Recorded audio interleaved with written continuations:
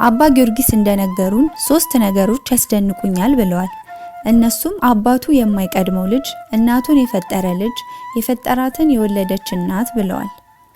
እናቱ የወለደችው ልጅ በዓለም ሁሉ ሞልቷል። እናቱን የፈጠረ ልጅ ግን ጌታችን ኢየሱስ ክርስቶስ ብቻ ነው። ፈጣሪዋን ፈጣሪዬ ያለች ብዙ ሴት አለች። ፈጣሪዋን የወለደችና ልጄ ብላ የጠራች ግን ድንግል ማርያም ብቻ ናት። የጌታችን ሰው መሆን ተተንትኖ የማያበቃ ልዩ ምስጢር ነው። የሚስጥሩ ባለሟልም እመቤታችን ድንግል ማርያም ናት። የጌታችን የኢየሱስ ክርስቶስ ሰው መሆን ታላቅ ትህትና፣ ለሰው ልጆች ግን ታላቅ ልዕልና ነው። ያለ ልክ ዝቅ ዝቅ ብሎ ያለ ልክ ከፍ ከፍ አደረገን። ክብር ያገኘንበት የሥጋዌው ድልድይ እመቤታችን ቅድስት ድንግል ማርያም ናት። ስለ እርሷ በብሉይ ኪዳን መጽሐፍት ብዙ ምሳሌዎች ተጠቅሰዋል። ሐመረ ኖህ፣ ሰላማዊት እርግብ፣ የአብርሃም ድንኳን፣ የሲና ሐመልማል፣ ዕፀ ጳጦስ፣ ጽላተ ሙሴ፣ የኢያሱ የምስክርነት ሐውልት፣ የኤልያስ የወርቅ መሶብ፣ በትረ አሮን፣ ጸምር ዘጊዲዮን፣ የዳንኤል ረጅም ተራራ፣ የኖህ ቀስተ ደመና፣ ዕፀ ሳቤቅ፣ የያዕቆብ መንሰላል፣ የኤልያስ ማሰሮ፣ የታጠረች ተክል፣ የታተመች የውሃ ምንጭና ሌሎች ምሳሌዎች በሰፊው የተነገሩላት የተጻፉላት እመቤታችን ቅድስት ድንግል ማርያም ናት። እመቤታችን በተወለደች ጊዜ ለሰው ልጆች ሁሉ ታላቅ የደስታ ቀን ነው።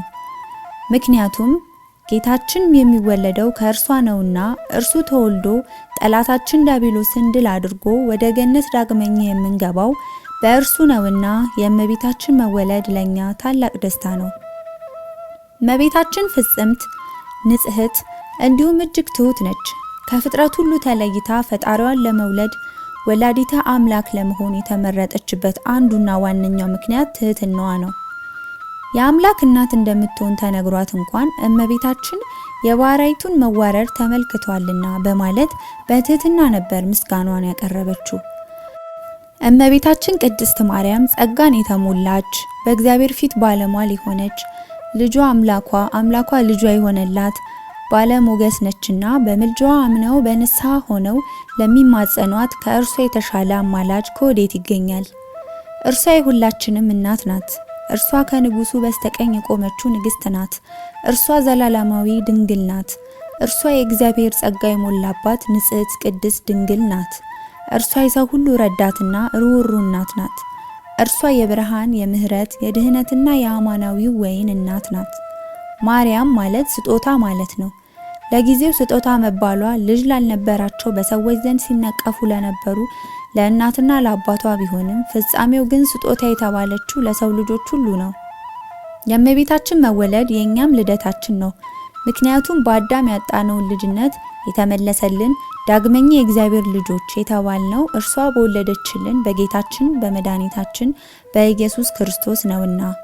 የመስቀል ስር ልዩ ስጦታችን የሆነችው እመቤታችን ቅድስት ንጽሕት ድንግል ማርያምን አክብረን በምልጃዋ ታምነን በንስሐ ታጥበን በጸጋዋ አማልዳን ከልጇ ከወዳጇ ታስታርቀን ዘንድ ዘወትር እንለምን።